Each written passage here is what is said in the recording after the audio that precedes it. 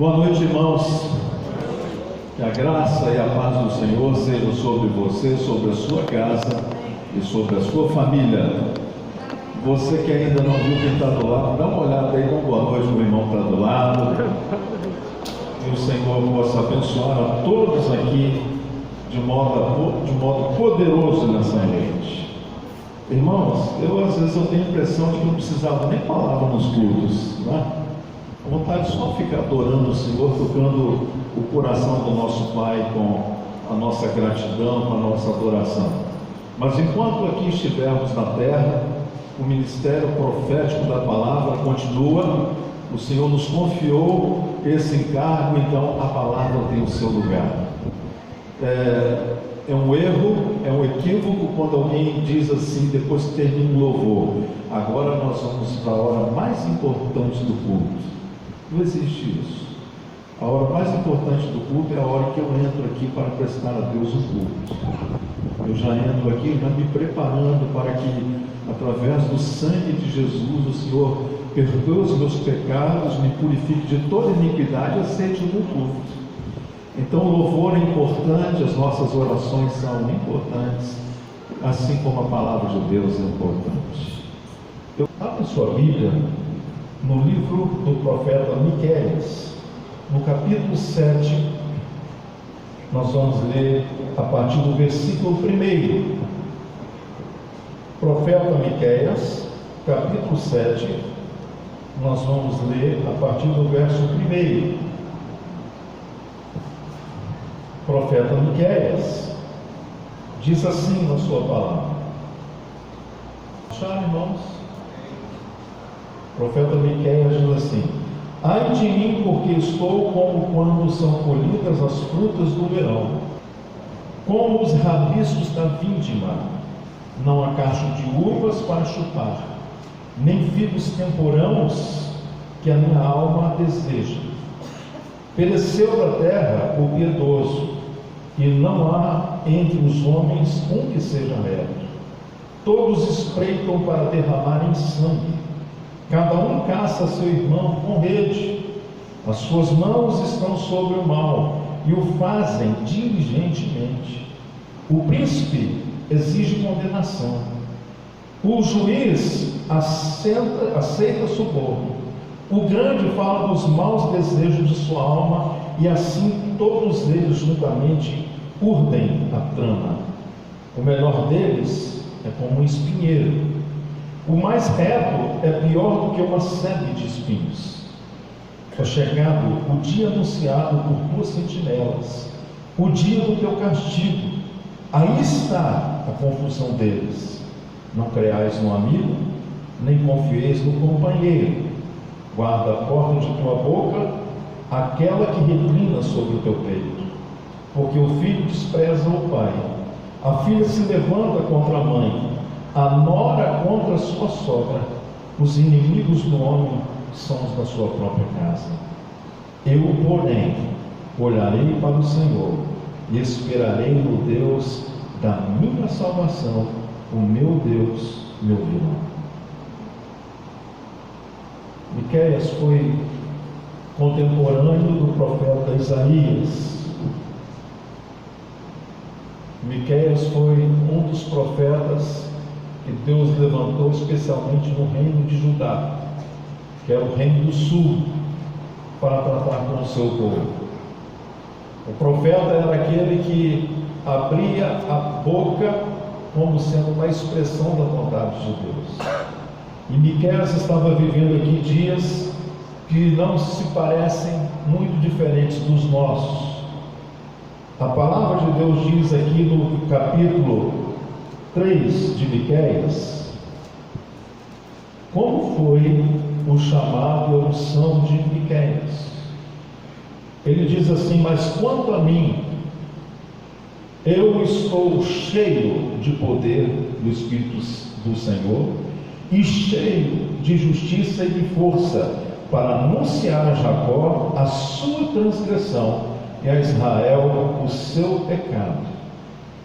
Não dá para você ser boca do Senhor se você estiver vazio. na sua introdução ministerial, antes de julgar, de anunciar o erro, os pecados de Israel, ele disse que ele estava cheio. Ele diz: quanto a mim, eu estou cheio de poder, cheio do Espírito do Senhor, cheio da justiça do Senhor e cheio da força do Senhor. Nós estamos vivendo dias terríveis no nosso planeta, especialmente no nosso Brasil. Nós nunca vimos tanta injustiça, nós nunca tivemos um sentimento de impotência diante de tanta impunidade. É o senso da impunidade. Era exatamente isso que Miqueias estava vivendo nos seus dias. Dias terríveis, dias em que não havia justiça, dias em que havia a ausência de Deus, dias em que os povos naqueles dias abandonaram as coisas de Deus. Ele estava vivendo exatamente nesse meio.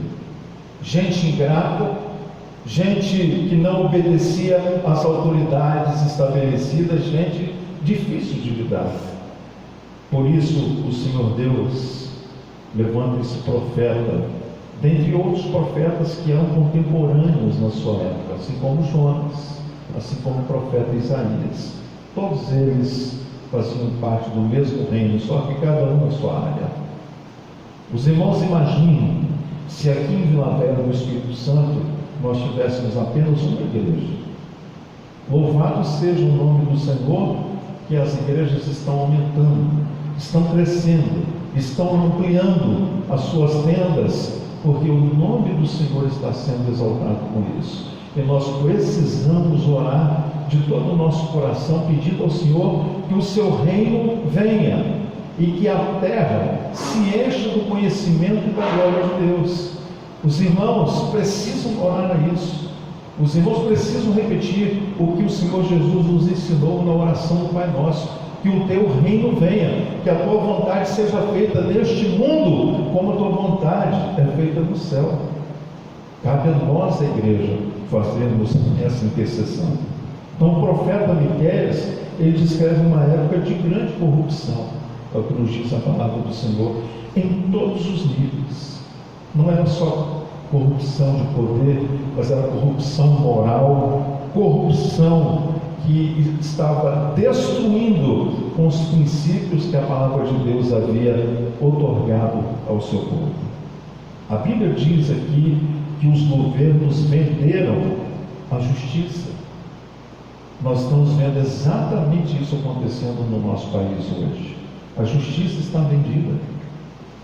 Por dinheiro, tem gente que tem vendido até a própria mãe, se bobear. Nós estamos orando a Deus para que Deus levante homens que amem a justiça e que justiça seja feita no nosso país. Porque quando não há justiça, nós gememos, nós sofremos. Aqui diz o texto que o juiz aceitava suborno, os nobres faziam maldades, os religiosos, a Bíblia diz que o melhor que eles pudessem fazer era como quem abraçava um espinheiro. Experimenta abraçar um espinheiro para você ver. Ou então você está andando de bicicleta e, para não bater no alvo, você sai da estrada, entra no mato e você está de cara com um espinheiro. Você vai ver o que é bom para a tosse. Porque a palavra de Deus está dizendo que a sua vida religiosa, aos olhos de Deus, o melhor que eles pudessem produzir era como um espinheiro. Ninguém quer ter um espinheiro dentro de casa. Lá em casa eu conheço bem o que é isso. Nós temos um quintal onde cuidamos da jardinagem pelo menos uma vez por mês, porque se você deixar de cuidar, nascem espinhos e abrolhos. E quando você precisa à noite andar, você vai se machucar certamente. Se você já enfiou o pé num espinho, é uma coisinha desse tamanho, mas você sente o quanto lhe incomoda. Deus está dizendo em outras palavras aqui, o culto que o povo estava prestando a Deus o incomodava. Se um espinho incomoda, um espinheiro incomodará muito mais. O estilo de vida que a nação de Israel estava tendo diante de Deus o incomodava. E eu pergunto, como está sendo o nosso estilo de vida diante de Deus? Nosso estilo de vida tem agradado a Deus ou tem incomodado o nosso Deus? O nosso estilo de vida condiz com aquilo que a palavra de Deus fala que tem que ser? Segunda coisa que acontece aqui, que o texto bíblico nos diz, é que a fé não era encontrada em lugar nenhum. Aquelas pessoas eram pessoas ausentes de fé. Você não podia confiar em um amigo. Os chefes de família não ajudavam isso também no estabelecimento do governo, da justiça dentro da nação de Israel. Não se havia confiança, não se havia lealdade, havia anarquia total. Você não sabe qual é o significado da palavra anarquia? Anarquia é insubmissão às autoridades estabelecidas.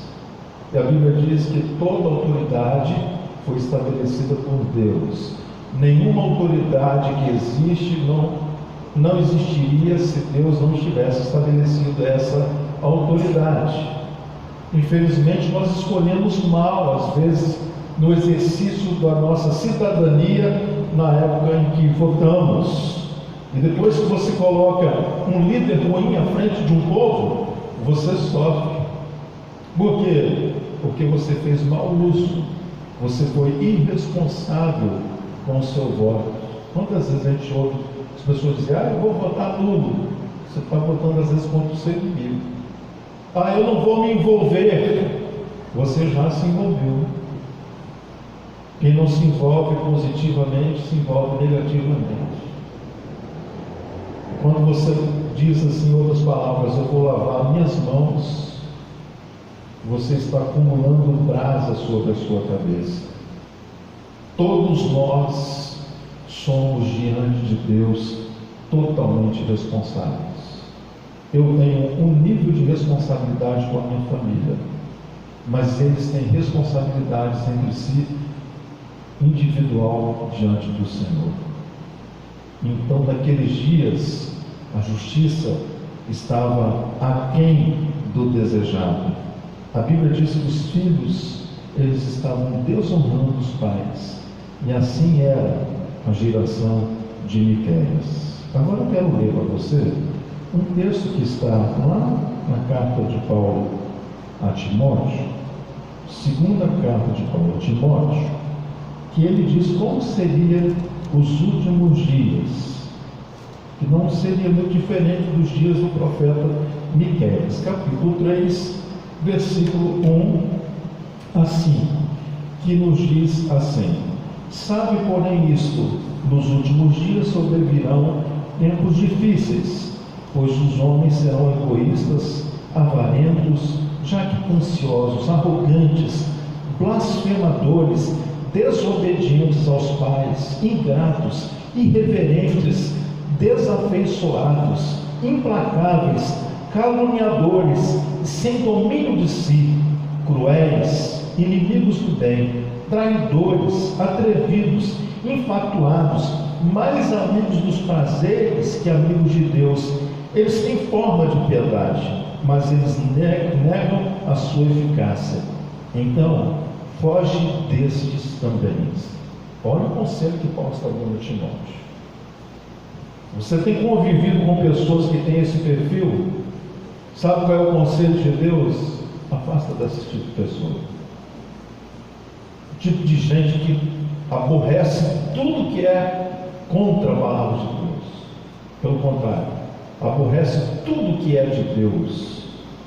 A gente insubmissa, rebelde, gente mundana.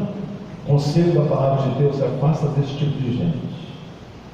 O relacionamento que você tem te leva para mais perto de Deus, ou o relacionamento que você tem te leva para mais longe de Deus? A amizade que você tem, que às vezes você valoriza tanto, tem levado você, essa amizade, para mais perto de Deus ou para mais longe de Deus? Seus parentes têm levado você para mais perto de Deus ou para mais longe de Deus? O conselho da palavra de Deus é: você quer ir para o céu? Afasta-te desses. A Bíblia diz que o Senhor não considera o tempo da nossa ignorância. Mas a partir da hora em que nós firmamos um pacto com Jesus, firmamos uma aliança com Jesus de Nazaré, as nossas vidas precisam ser mudadas, transformadas. Sabe por quê? Porque o caso contrário disso, as nossas orações não serão ouvidas, atendidas, e o pior, o juízo virá. E o juízo virá, é o que nos diz a palavra do Senhor, que o Deus que tudo vê, Ele irá julgar os povos com justiça e equidade, ou seja, equilíbrio máximo no seu juízo. Deus não é injusto. Quantas vezes nós ouvimos aí? Você sai hoje aqui em Itaparica, especialmente nos últimos 60 dias. É assustador a quantidade de pessoas que estão morando nas ruas. Oxalá pudéssemos ajudar a todos, não temos condição. Algumas pessoas nessa hora dizem assim: olha que está Deus que não está vendo isso. Eles não dizem que Deus é justo. Eu estou vendo a manifestação de um Deus injusto. Mas não é isso que a palavra do Senhor diz. A palavra do Senhor nos garante que justo é o Senhor em todos os seus caminhos. A mesma palavra que dizem que depois que a morte entrou no mundo, depois que o pecado entrou no mundo, junto com o pecado entrou a morte, que é o seu salário. E a morte no ser humano já está grudada nele desde o seu nascedor. Se você nascer, você já entra num processo de morte. Nós, quando crescemos, já estamos num processo de morte. O nosso corpo se regenera e se modela até determinada hora. Depois, você tem que ficar tomando polivitamina, vitamina D, vitamina com zinco, isso, aquilo, outro, misericórdia. Morte. Para quem toma isso? Para ver se tapeia a morte mais um pouquinho, durante uns meses, ali, quem sabe. Porque dentro de nós temos uma programação. Nós não fomos projetados para morrer. Temos hoje aqui nessa noite irmãos com 60 anos, outros com 70 anos. Se você pudesse olhar a vida através do olhar desses irmãos, você ia descobrir que a vida passa assim, como um piscar de olhos. E que aqueles que têm, como eu hoje, 54 anos, eu gostaria de ter 20, porque eu tenho descoberto que o meu corpo é desobediente. Ele não está fazendo mais algumas coisas que um homem interior gostaria que fizesse. Por quê? Porque o processo do pecado nos trouxe como presente a morte. Assim era os dias então do profeta Miqueias. Mas o que foi que fortaleceu Miqueias em tempos difíceis? Estamos vivendo tempos difíceis hoje. E o nosso povo, especialmente o povo de Deus, tem sido desafiado a perseverar firmes. Nosso povo tem sido desafiado a se fortalecer no Senhor e na força do seu poder. Como foi que Miqueias se fortaleceu no Senhor e na força do seu poder? Nós vamos ver aqui no versículo 7 do capítulo que nós estamos lendo.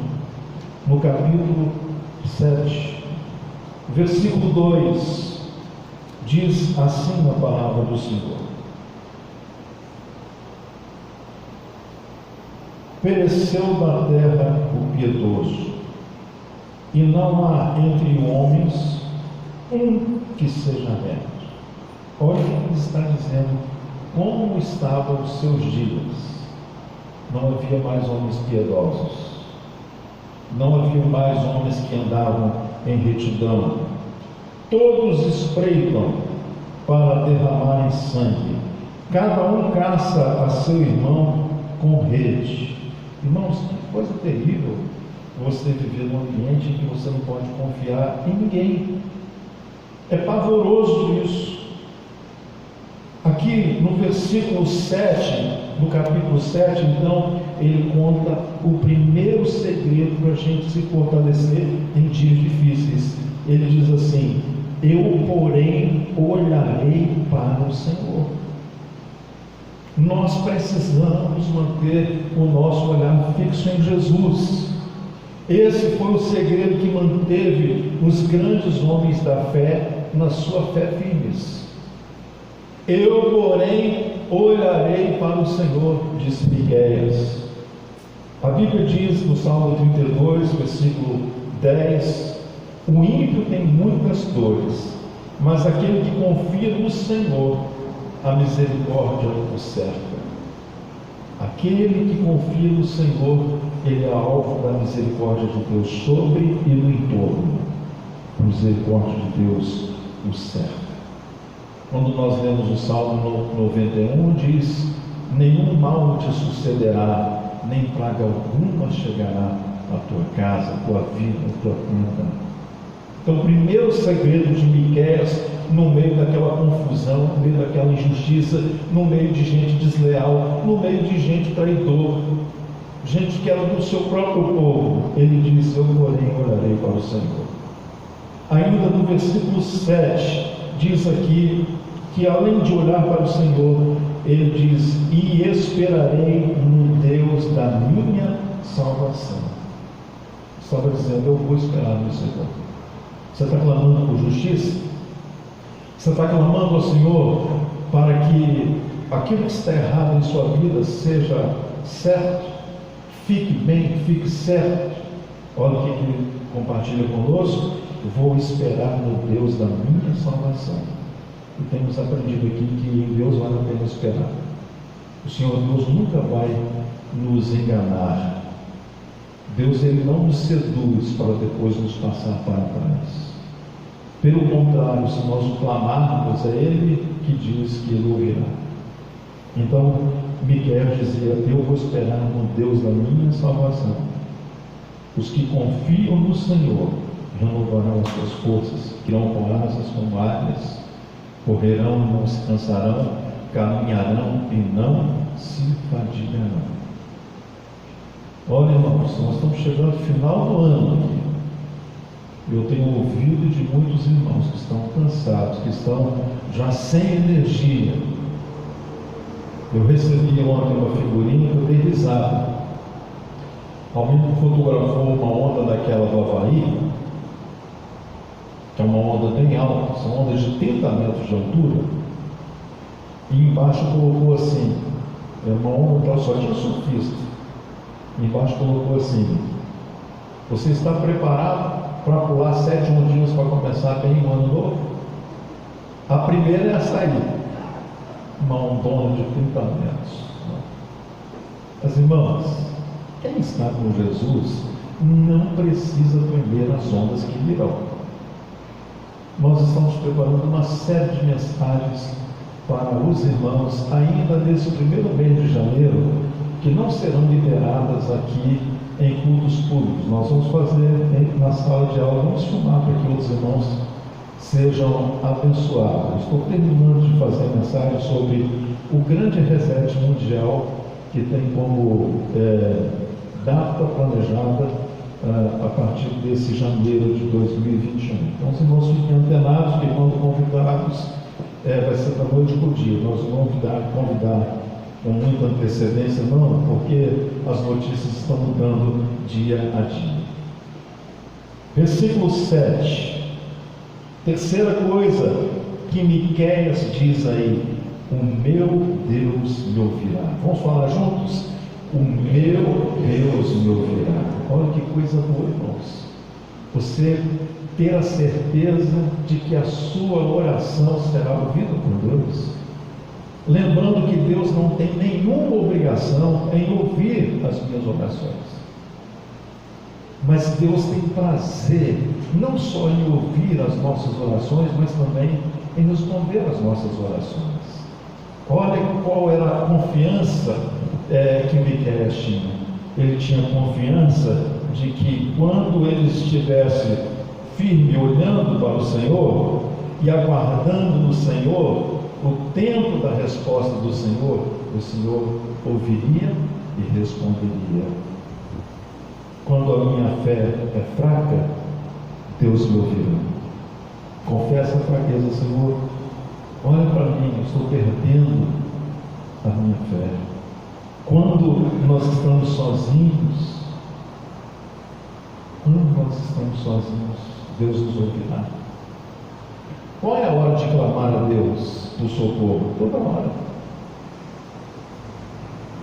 Irmãos, a nossa intimidade com o Senhor precisa aumentar nesses dias que antecedem a volta do Senhor. Se não aumentar, você fica para trás. Está triste? Fale com o Senhor. Está depressivo? Fale com o Senhor. Está também aborrecido com o marido, com a esposa? Fale com o Senhor. Eu não vou aborrecer Deus com o meu aborrecimento. Fale. Ele é o nosso Pai. Ele tem prazer em ouvir as nossas queixas. E quando você queixar-se de maneira errada, equivocada, o Espírito dele está em você, vai fazer você entender que você está errado. Mas não deixe de falar ao Senhor, porque ele diz: eu vou falar com Deus e Deus vai ouvir o meu clamor. Então, o meu Deus me ouvirá quando eu estiver triste, quando eu estiver no meio de um problema, quando eu estiver no meio de uma angústia, quando eu estiver no meio de uma confusão, e chamar por Deus, ele vai me ouvir. Então fale mais com Deus. Deus, ele não está tão ocupado que ele não possa te ouvir. Nós sim, nós podemos atender uma pessoa de cada vez, mas Deus ouve. Não é só os 7 bilhões de seres humanos que estão sobre o nosso planeta, ele ouve toda a sua criação. A Bíblia diz que toda a criação louva o Senhor. Irmãos, eu recebi um vídeo do irmão Eliezer, se eu não me engano, com vários tipos de passarinhos cantando e assoviando. Eu fiquei tão impressionado com aquilo que eu até compartilhei com alguns irmãos, como os pássaros diferem entre si na sua forma de cantar, de piar. Coisa linda, irmãos. Agora, há um tempo atrás, a NASA começou a apontar microfones para o universo. E eles apontaram para uma estrela que emitia uma frequência. E um pregador, que é um irmão na fé que trabalha dentro da NASA, ele foi fazer uma explanação da palavra de Deus num congresso de jovens. Eu fiquei muito impressionado com aquilo, quando ele disse que toda a criação louva o Senhor. E ele disse assim: nós estamos louvando o Senhor, mas não estamos sozinhos. Aí ele colocou o som das plantas, som que nós não ouvimos, que foi captado com microfones sensíveis, as plantas louvando a Deus, as árvores louvando a Deus. E por último ele coloca, depois colocou os golfinhos, as baleias, e botou todos os sons juntos. Ele falou assim: agora eu vou introduzir o som de uma estrela louvando a Deus, naquela frequência, irmãos, louca. Era um pulsar. Pulsar é uma frequência que é contínua e não para nunca, por milhões de anos no universo. Estão louvando o Senhor. É por isso que é muito triste, eu falo isso como um adorador que sou, na hora do louvor, a gente vê pessoa indiferente ao Senhor. Na hora do louvor nós devemos nos envolver de todo o nosso coração na adoração a Deus. Isso nos tornará mais gratos. Isso nos tornará mais conscientes de que o Senhor está conosco. O que fortaleceu Miqueias, pastor, ele olhou para o Senhor, ele esperou no Senhor e ele acreditou que Deus iria ouvir. Mas tem uma outra coisa que ele fez também. Ele declarou no versículo 8: quando eu cair, me levantarei. Vamos ler juntos, capítulo 7, versículo 8. Ó inimiga minha, não te alegres a meu respeito.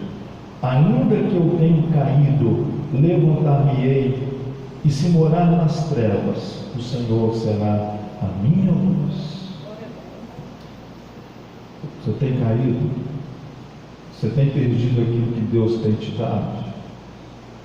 Hoje eu digo você se reerguer novamente. O Senhor firma os passos do homem bom, e se ele cair, todavia não permanecerá prostrado, porque o Senhor o tomará pela sua mão. É aquilo Jesus fala. Então Miqueias diz que se ele cair, o Senhor o levantaria. Segundo Coríntios, no capítulo 4, nos versos 8 e 9, vou ler para você. Em tudo somos atribulados, mas não angustiados, perplexos. O que é uma perplexidade? É quando você fica espantado, quando você fica atônito.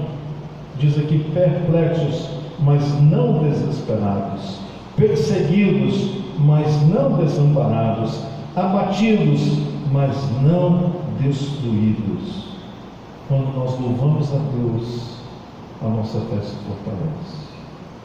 É por isso que Miqueias, no meio de uma nação corrompida, um homem que poderia estar cercado de medos e de incertezas como nós temos estado, ele conta para nós o seu segredo.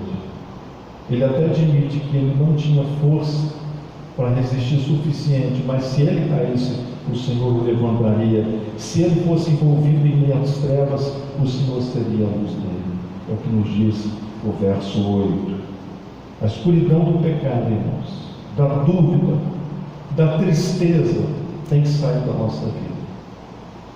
O pecado traz trevas, a dúvida traz trevas, a tristeza traz trevas. Mas quando servimos a Jesus, tudo isso tem que ir embora.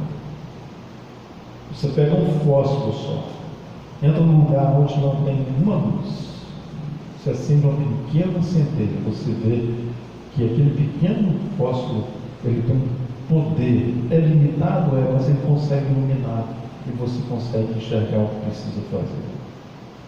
Mas nós temos dentro de nós um farol. Jesus é o farol da justiça, Jesus é o sol da justiça. Então nós não precisamos temer os dias de escuridão, os dias em que nós temos a impressão muitas vezes de que vamos perecer, seremos sufocados. A última coisa que eu quero ler com vocês está no versículo 9 do capítulo 7. Sofrerei a ira do Senhor, porque pequei contra ele, até que julgue a minha causa, execute o meu direito. Ele me tirará para a luz, e eu verei a justiça. Irmãos, quem resiste, como Miqueias resistiu, verá a justiça de Deus. Nós que somos o povo de Deus, sal da terra e luz do mundo, não se aflige, irmãos. Não entre em desespero, irmãos. Irmãos, existem más notícias do que virá o ano de 2021, que a gente não pode fazer como avestruz, enfiar a cabeça no buraco e fingir que não é conosco. Mas é assim. Mas nos dias de injustiça ele virá com a sua justiça. Nos dias das trevas ele virá com a sua luz. Eu quero terminar esta palavra dizendo que os dias de hoje não são diferentes dos dias de Miqueias. E Deus precisa hoje levantar novos Miqueias no meio do seu povo, para clamar, para interferir, para bendizer, para declarar: eu espero no Senhor, aquele que vai iluminar as minhas trevas, aquele que vai fazer justiça à minha causa. Vamos ficar de pé, vamos orar nessa hora. Depois, se puder, vamos cantar uma canção ao Senhor. Pensa aí, feche os teus olhos.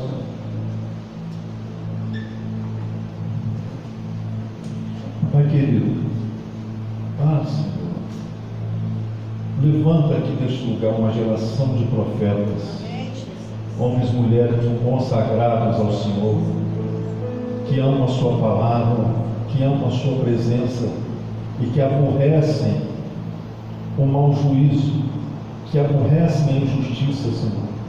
Levanta aqui uma geração de intercessores, mais do que uma geração de adoradores. Nós pedimos que o Senhor levante aqui homens e mulheres que estejam dispostos a se colocarem na brecha, orando para que o teu reino venha, orando para que a justiça seja feita, orando para que a luz venha sobre as trevas que jaz sobre o mundo, Senhor. Pai, eu oro por cada irmão que se encontra neste santuário. Abençoa-os em suas dificuldades, em suas limitações, e guarda-nos do mal. Perdoa os nossos pecados, e no dia do juízo nós queremos estar sentados com o Senhor, servindo ao Senhor no juízo, Pai. Perdoa, Senhor, as nossas falhas e fortalece a nossa fé. Nós oramos assim, em nome do Senhor Jesus.